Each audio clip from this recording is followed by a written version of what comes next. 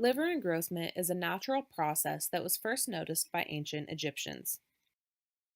Etchings like this have been found in Egypt showing that they understood how to increase the fat accumulation in waterfowl as early as 2000 BC. Foie gras was traditionally a seasonal product, being usually consumed during the Christmas holiday.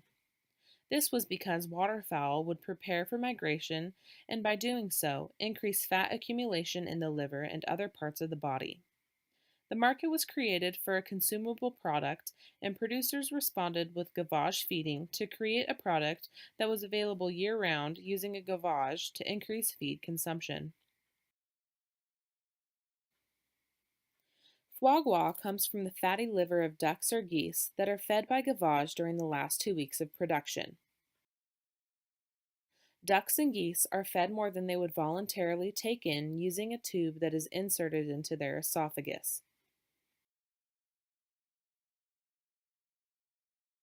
The result of this type of feeding is a liver that is many times larger than it would be compared to a duck or goose that was not fed with the gavage technique.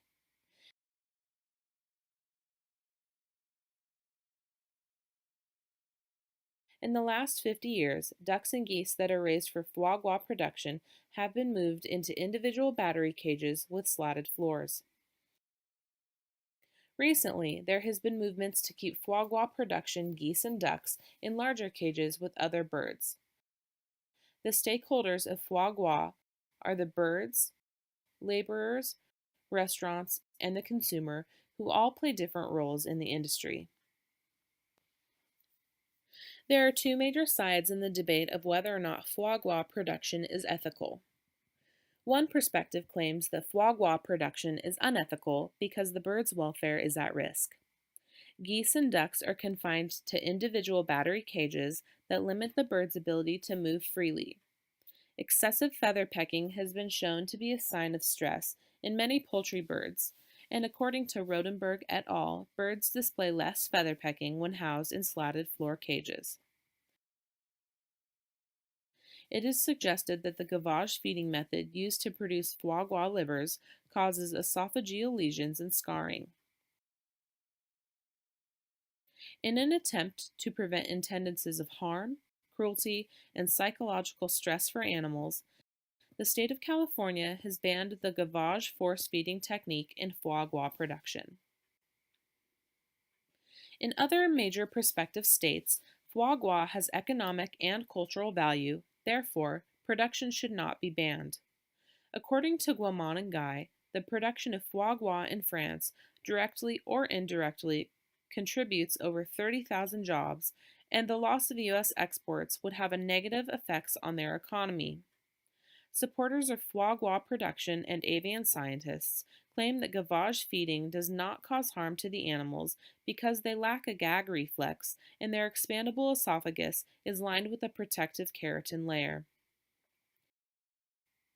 This image from Guamon and Guy shows that the levels of corticosterone, a stress indicator, was no higher in gavaged birds compared to group-housed birds.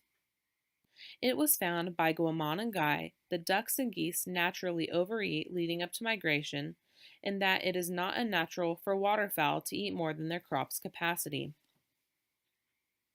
However, there is an alternative to both of these perspectives that suggests as long as animals are not being fed using the gavage technique and are housed with the ability to move freely in humane conditions, foie gras can be produced in an ethical manner. Alternatives for production include placing restrictions on the industry to ensure that birds are housed on solid floors and in groups, banning gavage feeding, and changing diets to match natural migration seasons. As a group, we agree that implementing these alternatives and banning gavage feeding and foie gras production in the United States is in the best interest of the animals because it can lead to increased welfare.